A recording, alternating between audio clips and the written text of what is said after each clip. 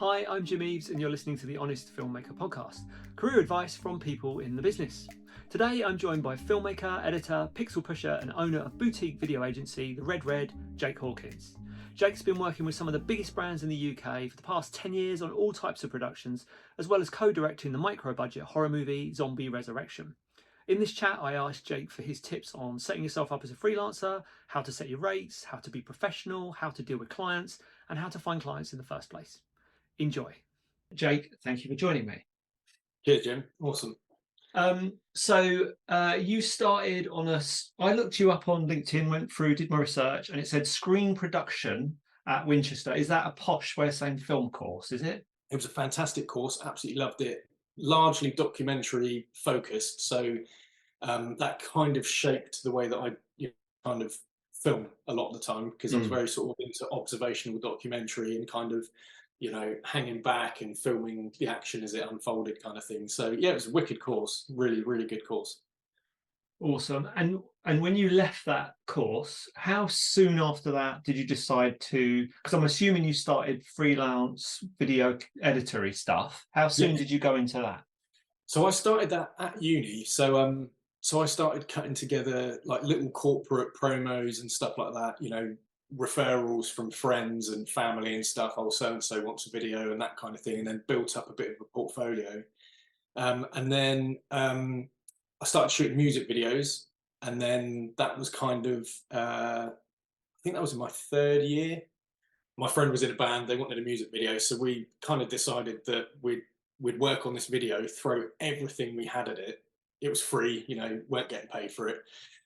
But we'd throw everything at it as if it was going to be the launch pad to get us onto TV, etc., that kind of thing. So we did that, and that worked, and it got onto MTV, Kerrang, Scuzz, and all that. And then we were then able to say that we're like, broadcast, music video directors, which was kind of cool. And then that pulled in a lot more work as well. So yeah, and I think that was in my third year. So wow. Yeah. So really the advice there already is, if you're going to do this, you've got to start thinking about it while you're still at uni.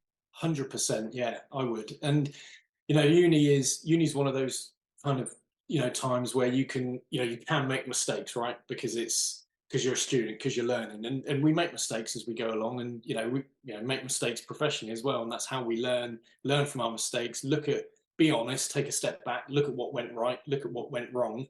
And then learn from it. As long as you do that, then the next job's going to improve, and it's going to improve and improve. So I would say start as soon as you can. Start at college, start at uni. Go out and get those jobs. Build up your portfolio, build up your experience as soon as you can. So with that in mind, there's this kind of touchy subject of the freebie, doing some freebies. How many of them would you do? Would you do any? Where do you stand on that? So my kind of advice for that is, and it just purely from kind of where I sort of started, is if you're going to work for free, make sure that you have a plan, right? So don't just take on every project for free just so you can build up your portfolio. Like what I did, I took on a music video for a friend who was, really good, good band.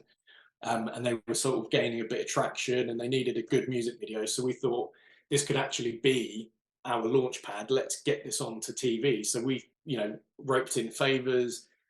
I won't say how much we kind of specced up the budget of how much it would actually cost us in hours and work and stuff like that.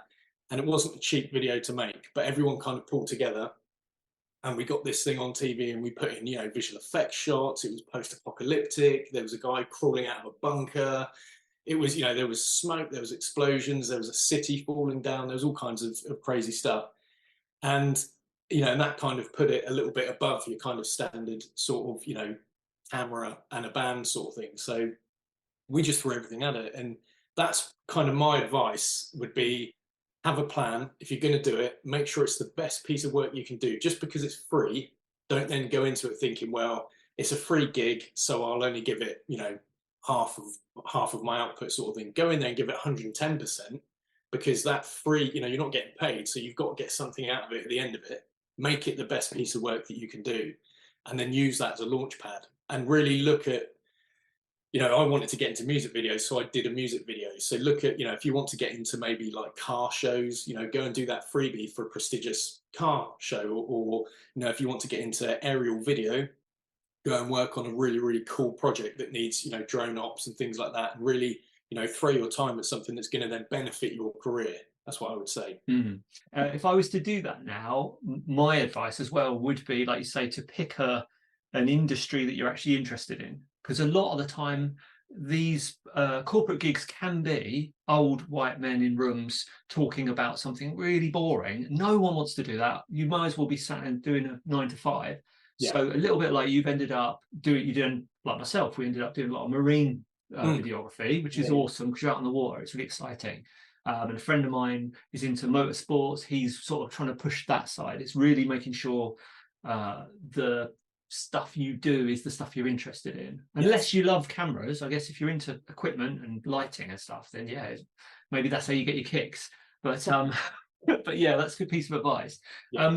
So then day one, I'm assuming website, social media, all that stuff really matters. That's important to set up straight away. Yeah, 100%. So I would, God, I'm really showing my age now. This is shocking. But when I started, social media was like YouTube, and that was it, really. Did you have a MySpace page? Is that what you're about to tell me? Bebo, yeah. That's shocking, isn't it? But yeah, social media was definitely not what it is now. So when I started, I had I had the website. Actually, God, I think I had a Google Blogspot website back in the day. Yeah, so that was it really. And so at least people could then go and see, oh, this is him, this is what he does. And then I very quickly got a website which has changed over the years, but it was very much sort of get the website, push people to something that looks professional, and then as your career builds up, you start finding that, for example, I mean, I started as a sole trader, and without getting into all of the technical bits and pieces, but there's a lot of businesses that I then started working in the marine industry that were much bigger players, big brands, and they weren't looking for an individual, they were looking for a company, or they were looking for that that kind of level up from just a guy turning up with a camera, which essentially is still what it was. But it was a guy turning up with drones, cameras, gimbals, all that kind of thing. But it's that security for them that they're working with the company, it's registered, it's so you end up going up and up on the ladder if you want to then work with bigger brands and things like that. Not saying that is always the case, but I worked with a couple of brands that you had to be a limited company. Really? To be a vendor, you couldn't be a sole trader. So that was just a natural kind of stepping stone to take my business that way. Yeah. I can see how. I guess they want that level of security. It seems like more of a real thing, doesn't it? If it's a guy turning up, but then I suppose that also leads into that. What they, professionalism is from someone who hires freelancers, is knowing that someone's reliable, going to turn up on time, going to be polite, and just not be a ball ache. Is a massive one on the list of things I want. Obviously, them being proficient with equipment and knowing what they're doing is important, but all of that other stuff is almost as important as the technical side. Yeah, 100%. I mean, again, similar to you, working with a lot of freelancers and hiring and outsourcing when the work is too much for me or my team to take on. You put freelancers on the job, and it's really, really interesting the kind of variation of like price lists and like professionalism that I've seen from different freelancers. And one that really stands out is a guy, lovely guy. I worked with him on a couple of jobs, and then I was like, can you send us your rate card so I can ping it over to other people? He sent me his rate card, and you sort of had the top line of rates, and then 2/3 of this card was basically the like T's and C's of like, if you don't pay me on time, I will add this much. If you want this, it's this much. And then quickly that rate card became like an FU for me. Like, well, this doesn't make me want to hire you. This makes me want to like maybe steer clear, because it sounds like you're more about things that are going to go wrong and catching people out. And it's tricky, because that's really important as a freelancer as well, is, making sure you get paid on time, making sure that the client knows what they're going to get, and being transparent. But there's a level of that, I think, that comes with when it's kind of like going out on a first date, right? You buy some drinks and have a meal. You don't go straight in for the kill immediately when you ask for a rate card. So that was quite an interesting one for me, and it really sticks out, and that was years ago. Yeah, so there's two interesting things there. I'll pick up on one of them in a moment, but the rate card, that's something that students always ask me about. How much should I charge? How do I price myself? Any advice on that?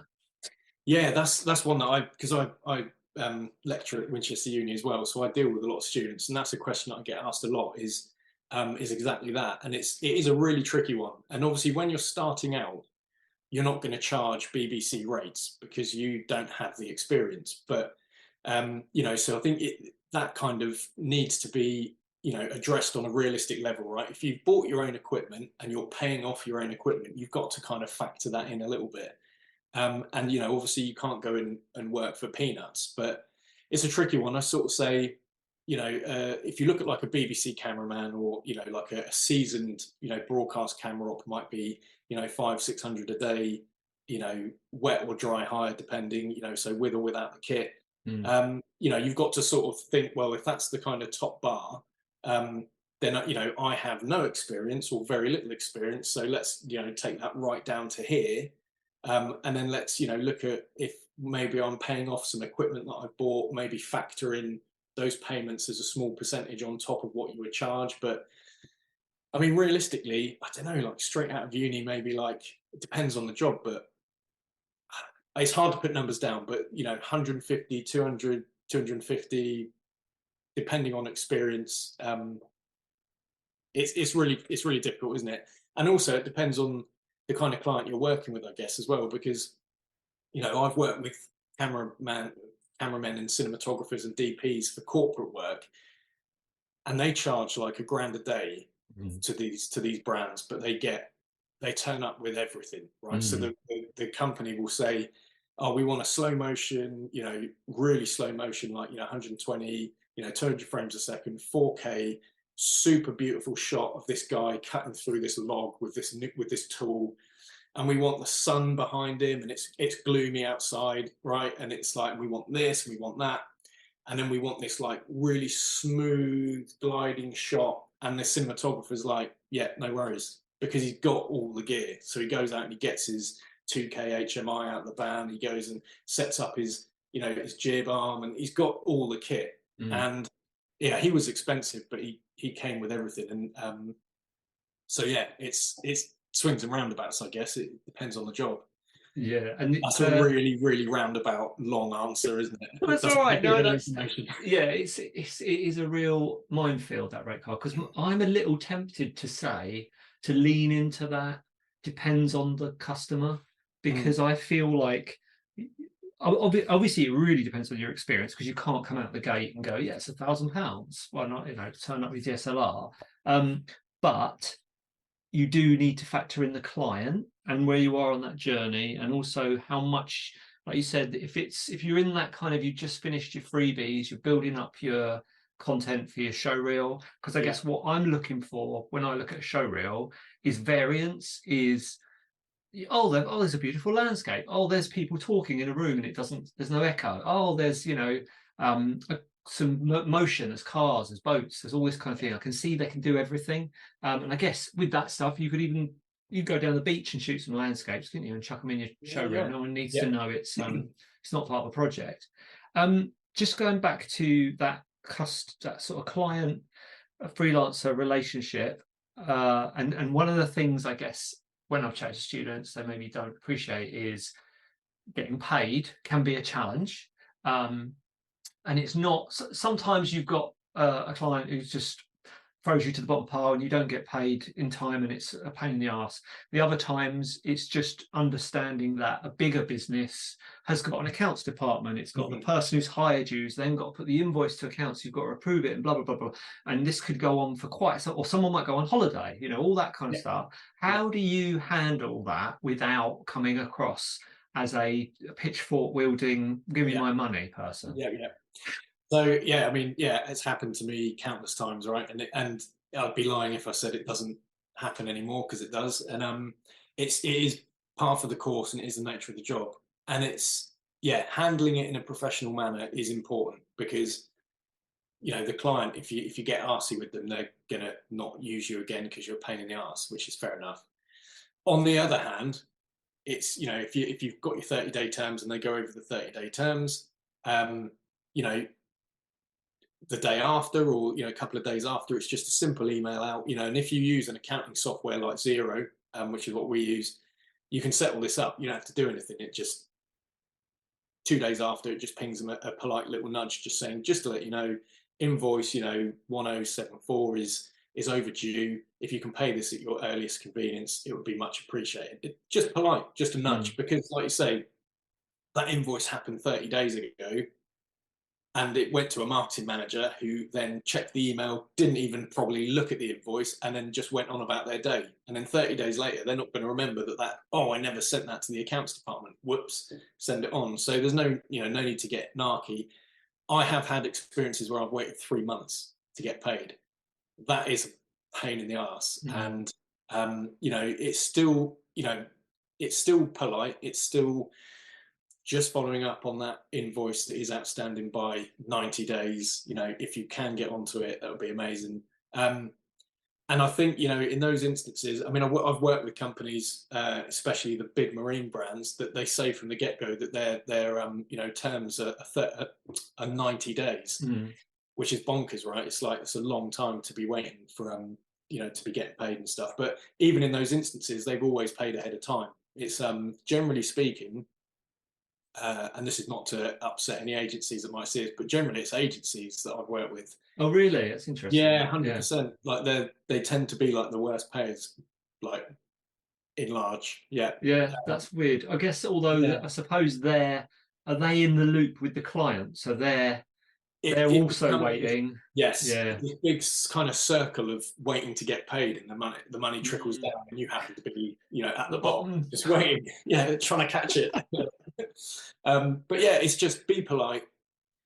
Try and make sure that you have enough work coming in that you don't have to be the guy who's like, give me my money. I need it. I need to eat. Like, that's not, if that's the case, you need more clients. But yeah, it is a pain. And sometimes it just happens that you've got 3 or 4 jobs on the go and they all pay late. And that, make sure you've got a buffer in that instance, if you can, or something that's really, really good to get into is retainer work. So if you can get clients who want regular, like, social content, even if you do it at a big discount, you do them nice, social content that they have regular, it looks really good, you deliver it, chop it up, send them the socials, quick and easy, and they just have lots of nice content. You charge, 20-30% less than you would normally, but it's like guaranteed, it's like a salary at that point. It's every, you just bill them every month and they pay it every month, or they set up a standing order. Then if you get 3 or 4 of those, then you're fine. You've got a buffer. And then, you don't have to be the person that's like knocking on doors going, I really need to get paid. Because especially when you're starting out and you don't have that client list, that is tricky. Like, that is a balance. And I remember, I think I worked part-time for a little bit whilst I was building it up, because I was, this job here, that job there, you need that extra buffer. So yeah, it's tricky, but be polite, be, professional at all times. And yeah, just think, you're going to get more work with these guys, so don't pee them off. If they're paying absolute peanuts and they're paying late, then you need to sack that client off, because no one wants that. That's a lose-lose for everyone. So yeah, be polite, be courteous. If they're crap payers and they don't pay on time, then get another client. Yeah, good advice. And with the that's interesting what you said about retainer work. Do you suggest that to a client? Do you go, oh, this social stuff I'm doing for you, why don't I do this every month? Or do you wait for them to suggest that? How's that work? Yeah, that's an interesting one. So excuse me. So if I'm meeting with a client, I obviously find out what they want, and 9 times out of 10, they don't know really what's available. They know what they want, but they've got no idea about the work that you can do with After Effects and still images, for example. So they might have a bank of 1 million photographs that they've paid tens of thousands of pounds for over the course of their life that they've used them. And they use them for one campaign, they get put up in the cloud or on an asset bank, and they never get looked at again. Mm-hmm. Well, you can come along and say, look, I can take those images, put them into this program called After Effects, and it does this. We can add text. We can basically create you adverts year round, seasonal stuff, all these different promotions that you're running on LinkedIn that's still images. Let me take those. Let me do what's called compositing. We can cut them up. We can turn them into animations. They're much more eye-catching. We can create these for you, and we can do, 10 a month or 4 a month or however many you want.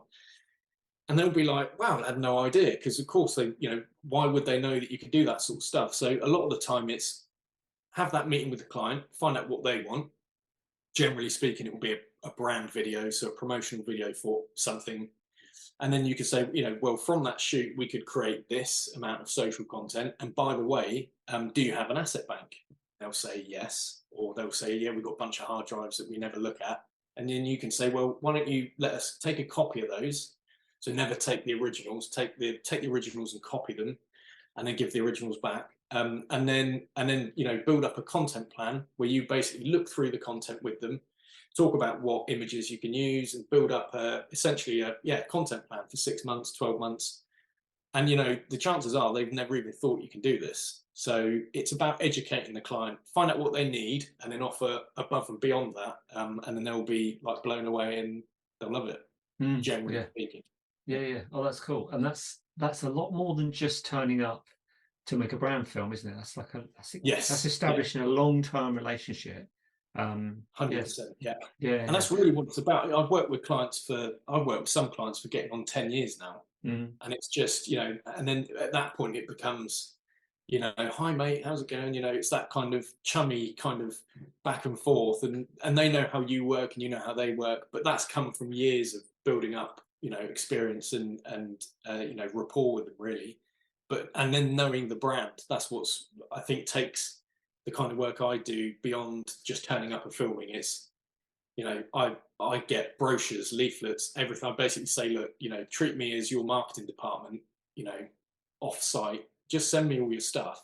Send me all of your brochures. If you're doing catalogs, send me that. If you're doing product shoots, let me know what you're doing. If you've got still images and asset bank, where's your brand guidelines, so that everything you produce uses their fonts, uses their colors, all that kind of thing. So, and that just puts you above someone that's just like, well, here's this video and I use this text because why not? And I use this style because why not? It's in keeping with their brand. And, if they're hot on it, they'll probably ask you to do that anyway. But if they're not, it might just get missed. And then they end up with a video that doesn't chime in with their brand and doesn't follow that kind of golden thread of their brand. So that's just taking it up another notch, really. And thinking about, so that's when you've got this established relationship, very beginning, looking for clients in the first place. Where would you advise to go for that? How do people find their clients? Yeah, so for me, I kind of focused on the music video stuff. So so I basically produced this music video.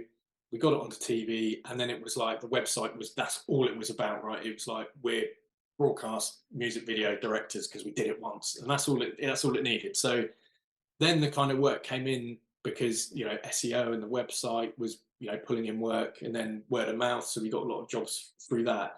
So I would say, when you're starting out, think about your kind of niche.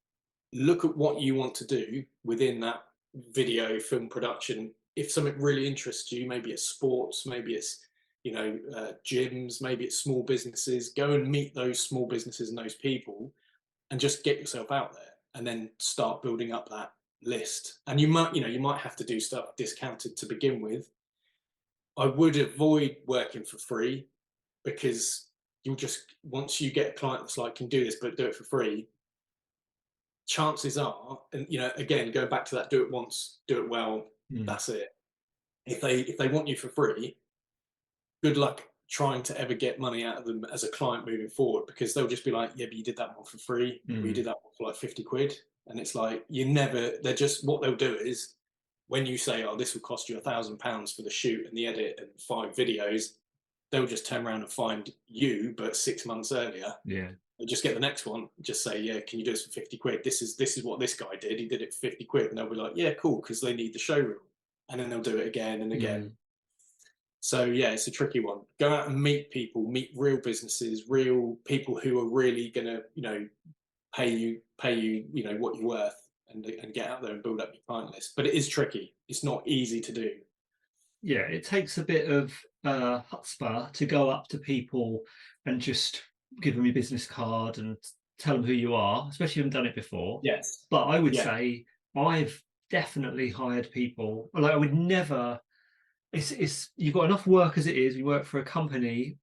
Fielding emails from people prospecting is just not something you're interested in. So having that, so even if someone drops a business card off and you look at it, you put it away, you might not hire them for a year, but you might go, oh, that, my usual guy is busy, or this person's not around this time, I'll try this person out. So chatting to people is a great way. And that networking thing, I know everyone's it can be a bit daunting, networking. You can feel like a total fraud, and you're sort of presenting a version of yourself that's maybe not 100% yourself. What do you do?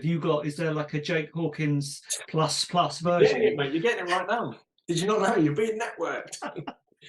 No, it's so I'll be completely honest with you, and this is totally candid, right?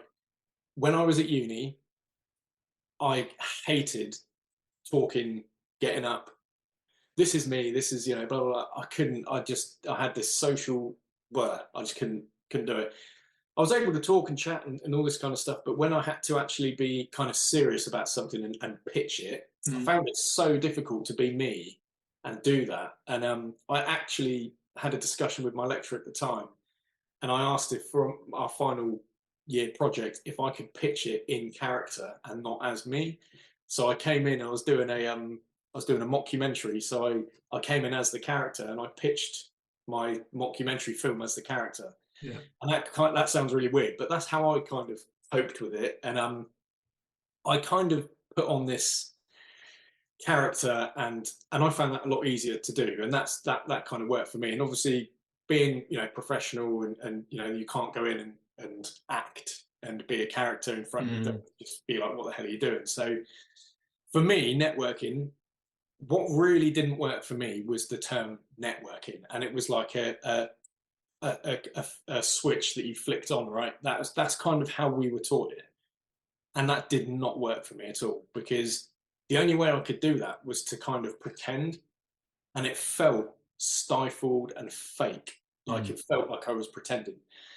And so for me, the way I sort of tell people, networking, I think it's just be yourself and just be passionate about what you do, right? Because we have got, as filmmakers, cameramen, video producers, we've got like the coolest job in the world, right? And it is cool because, I've hung out of helicopters, like filming boats in the Med.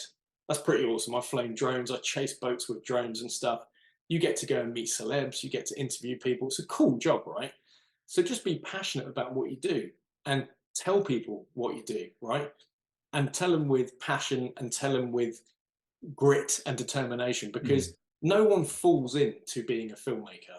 You don't I don't know how I managed to do this, but I've just directed. It's just crazy. Like I just woke up one day and accidentally made a film. So we go out of our way to do this job, and it's cool. It's good fun. It's not your 9 to 5. Just be passionate about it. Tell people. Do all that. Be passionate, but especially if you're in somewhere like Cannes or if you're networking with other film people, is remember to listen to them and understand where they're coming from, and don't treat that relationship as transactional. Treat it as where two people are excited about something we're talking about. Because I'm sure you've come across people who you've met who are a little bit like those prospecting emails. All they're interested in is what you can do for them and how you can help them progress your dream or get you work or whatever. So it's the best networking I've ever done myself and Laura when we've been in Cannes. It's usually when we've been talking about the weather and how's the festival go. It's just like a relaxed chat, and then things just kind of come out of it, and you start talking about what you're up to. You're not push. You're sort of just being passionate and kind of explaining about something you're excited about. So that's the networking side. Just jumping back to your, so you said Xero is what you use for accounting. I will put a link to that in the description. Just jump into accounting, and I'm assuming because you're using that, you're doing all your own accounts. You're not got an accountant, or do you do that? How do you? No, I've got an accountant. Got an accountant? Yeah. God, no, I couldn't do my accounts. Yes, That's what sends me to sleep. Like, yeah, no. And how soon did you get that accountant? Was that year one, or were you doing it for a little while when you were trading sole trader? Yeah, so when I was a sole trader, I was doing my own accounts fairly badly, and then when I became incorporated my business into a limited company, and then took on an accountant after that. So, or as part of that, which is great because they know all of the smart things to do and all of the money saving bits and pieces, and and stuff that isn't your usual accounting stuff that you think, oh, travel receipts, expenses, is this an expensible business cost, is other things like like maternity leave, things like backdating VAT, for example. So my company's VAT registered. When you register for VAT, you can claim VAT back on stuff that you bought up to, I think it's like 3 years. Wowzers, yeah. So if you buy, for example, like I bought tons of video equipment, and then I became a limited company. My business became a limited company. I VAT registered, and then my accountants were like, right, let's go back over your last 3 years accounts, and it was a large amount. I bet. And my missus was like, oh my God, how much do you spend on video kit? And it's like, it's my job. My passion and my hobby, so I'm pretty lucky. But I don't go out and buy golf clubs, I go out and buy lenses. So so that was good. And I would never have thought of that unless I had an accountant. So definitely, I would say it's probably the one of the better things I've done. When you look at it on paper, especially when you're starting out, you think, £1,000 a year, or 1,500 quid a year. It's a lot of money to spend on someone that does something that I could do. Well, yeah, but they are also trained in that specialism, and you're not. So they will find things that will save you money. And I always sort of think, when you look at that amount that you spend, as long as they can sort of recoup you that throughout the year, then they've earned their money, haven't they, really? And then anything on top of that's a bonus, and it takes all of the admin arsake out of it. So you just let them do all of that. Yeah. And you can scan receipts and it's done. You don't have to write stuff down. It's just done. Done. Yeah. Done. So that's okay. That's interesting, and that's brilliant. That VAT thing, I didn't know that. What about legal stuff? Have you got a lawyer? Have you lawyered up, or what do you do with legal stuff? That's interesting. No, so so I don't have a lawyer per se. Luckily, haven't ever been in a situation where I've needed one. So I mean, I guess if I'd needed one, I'd then go and lawyer up. But there's media lawyers out there. There's some really good lawyers actually that focus on creative agencies. So they deal with a lot of freelancer contracts and things like that. So and they're really good because they know that kind of specialism, which again, media law and that kind of thing, there's a lot of law knocking about. So when they can specialize in a piece of it, that's really good. But luckily not needed one. When we made the film, I think we obviously paid for certain legal elements, like contracts to be, produced and looked over and things like that. Those were one-off fees. Can't remember off the top of my head how much they were. Lawyers aren't cheap, so I certainly don't have one on retainer. Let's say that. Yeah. So you've moved now into more animation, 3D stuff. You're doing a lot more of that now. Yeah. What made you make that move? And also, is it an area that a student could leave uni and move straight into, or is it something that takes years to kind of get up to speed on? I would say, based on the stuff I've seen from the students at Winchester, 100%. Some of the work that the guys do. So I teach creative post-production and animation, and we look at Cinema 4D and After Effects, and some of the students are just phenomenal. And some of the students who've never used After Effects, and you show them it for the first time, and it's like, oh my God, this is amazing. And then they just they're just sold immediately, and then you spend like the term with them, and by the end of it they're doing stuff and you're just like, brilliant. Like, you genuinely, if you've done this in a couple of months or 6 months of doing this, you're going to absolutely fly it. And so yeah, I think it is definitely something that they can do once they leave uni. It is quite, it's a learning curve. After Effects, if you've never used it, it's but there's so much, like there's so many resources out there that can teach you what you need to know. And once you start using it and get your head around it, it's just a phenomenal piece of software. And it's worth learning the basics, even if you're not going to end up doing that as a career, so that you can utilize it on other projects, isn't it? So if you're making videos and stuff, you can just add some nice titles. Bit of flair, yeah. I use it in everything. Genuinely, I say I can't remember the last time I cut a video without, using a dynamic link to After Effects to do something, be it a lower third or some form of compositing. Maybe a client will come back and say, that screen is the wrong screen in that monitor or that phone, can you change it? And it's like, yeah, of course I can. It's it's going to cost you a bit more, but yes, I can swap that screen out. And it's just having that skill set to be able to do that, and a client be able to say, can you make this happen? And you're like, yes, I can, that's fine. Is really, really useful. And again, it's because it's that little bit more specialist than just video editing. The client won't know you can do that generally.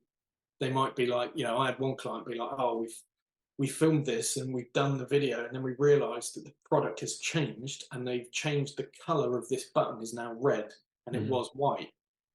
And I'm really sorry, but yeah, we'll probably have to just can the video. And I was like, no, I've changed the color of the button, that's fine. And they're like, can you do that? I'm like, yeah, it's fine. We're gonna have to charge you a little bit more, but that's fine. So we then went in and we changed the button, and they were just like, that's incredible, we were going to reshoot it all. So again, that's that going that extra mile. Knowing what you can do with the software helps you, retain clients and keep them happy. Yes, and that's I know what you mean. People feel like it's almost like magic, isn't it? How have you done that? Yeah, dark art. It can shoot you in the bum as well, because then they're like, oh, we did this and it's all out of focus, but you can fix that, can't you? Yeah. There's a button for that. There's a button. That's it.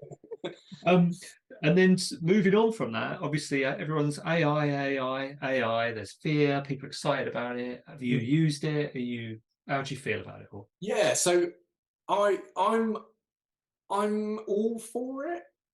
This video could age really badly, but I think after the robot war, you're in big trouble. That's it. Coming for you. It was his fault. He was all for it.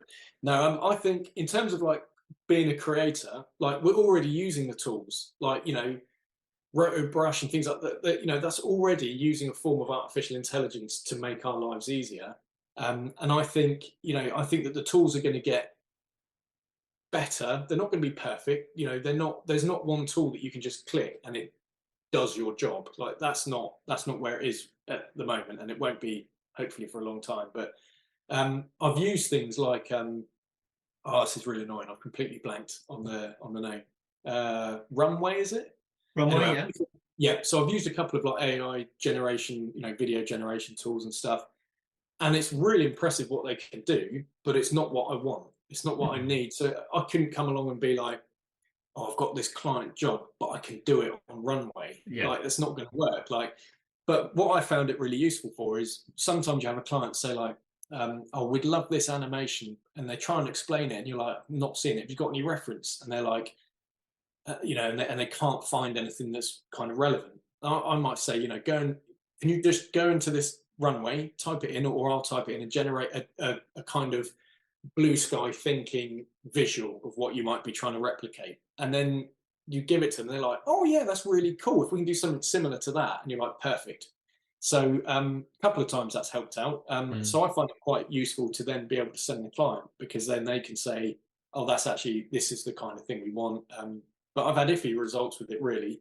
I don't think it's going to like take over our jobs. But I think in terms of the tools, they're going to save us time. They're going to make our jobs easier. They're going to make us be able to do more in less time, which is a win for everyone. But they still need the pilot, right? It's like drones, until they still largely have pilots operating them. Even if they're autonomous, there's still someone overseeing it. So there'll still be that role needed. So yeah, fingers crossed anyway. So we've talked a lot about the freelance stuff, owning your own company, computer effects. So on to the feature film you made, which I've got down as 2014, but I imagine that's when it was released, was it? 20, Yeah, yeah. yes. So we made it in God 2011. It was the most fun, most stressful endeavor I've ever undertaken, and Mm. Andy will attest to that as well. It is, yeah, I had, yeah, it was amazing, and I think it shaped me as a person, like the way that I conduct myself, the way that I tackle problems. 100% off of my experience of making a movie, because as Mm. you know, it ain't easy, and yeah, there's a lot of hurdles to jump through, and there's a lot of things that need to be done to just get a film into, production, let alone get it shot. So yeah, definitely was a great experience. Yeah. Mm. So just going back to so you're doing teaching at Winchester. Is there something maybe I'm looking for a quick bite-sized thing here, but what's the thing that they don't teach you at uni? What's the one thing that you wish was on the syllabus that you could say to every student before they leave? That's really difficult. It's a really tough one. For me, I think it's like etiquette, Mhm. like how to, and this comes with experience. So I'll try and make this a short soundbite. Etiquette. Etiquette. No, you can't. I want more. Give me more. I would say, yeah, the way you conduct yourself in terms of like, client facing, the way that you uh, communicate with, emails, phone calls with people, the way that you conduct yourself as a professional, I think is possibly overlooked simply because, we're showing students the software, we're showing them the tools, we're showing them the equipment, but there's this whole other side which is being a professional in the industry, whatever niche element of the industry it is that you work in. And I think that is something that could really help students, will 100% help students. And whether that's like workshops or like giving examples is probably a really, really good good way of kind of getting that across, of things that work well and things that haven't. And I can give you an example, but that's going off of a soundbite. But yeah, I would say etiquette and Etiquette. professionalism. Professionalism. Okay. Do you have a motto that you live by? Is there a motto for your professional Um, life? Grip it and rip it. No, it's not. It's not. It's not that. Just enjoy the work you do. Right. We have got one of the coolest jobs. And like just, yeah, enjoy it, because it will fly by, and then you'll be like, now, like, I'm like, I loved going out and traveling around the world and stuff and filming, but generally I'm looking at it now thinking like that part's done, like, and I loved it, I really loved it. And yeah, I would say, like, yeah, enjoy it, grip it and rip it. Rip it. Thing is, you'd be right, because sometimes it is easy to forget to enjoy it, isn't it? It's easy It to just get is. wrapped up in, I've got to get this shot, got to do this, got to do that, and you forget, oh yeah, Yes. look where I am, Yeah. what I'm doing. It's amazing. 100%, 100%. So yeah, so I went out and I was filming a fisherman out in the like Peak District somewhere, and he was like, he's a like Sky Sports type fisherman. Done loads of TV and stuff. Absolute character, absolute Mm. legend. And Glasgow Junior, his name is, top man. He's a Manchester lad, and he was like, I was filming him catching pike, and he was just filming him all day. He got the drone out, filming him, chasing him around. His GoPros on his rod, all sorts of stuff. And we've been filming him all day. And I was out on the boat with him, and he was like, "Mate, do you fish?" I was like, "No, I just film people fishing." And he's like, "Put that camera down, mate. Put that camera down now. You're going to catch a pike." And I was like, "Oh, I don't know." Yeah. And he's like, "Put that camera down now. Put the camera down. Put it in the bag. Like, you can't just put a camera down on the boat. So I had to like make it safe and pack it away." And then we just spent about 45 minutes just fishing. And I caught my first pike and my first ever fish. And there's a picture of me with it. I'm just like, oh my God, this is amazing. And up until that point, I'd be out filming fishermen, and they'd be like, pissing rain, and you're like just filming them like, can we go in now? And they're like, just one more cast. You're like, it's not one more cast, though, is it? It's never one more cast. And now I get that. I get that, like, reel it in, go again. And I was like, and yeah, that was for me was a brilliant example of like down tools, physically put them down, and just enjoy the moment. And I remember that. And he's a good mate of mine now, and a lot of that is off the back of that fishing, like us just fishing together. So yeah, enjoy it. Enjoy it. Thanks for listening. Make sure you subscribe to the Honest Filmmaker podcast for more career advice from people in the business.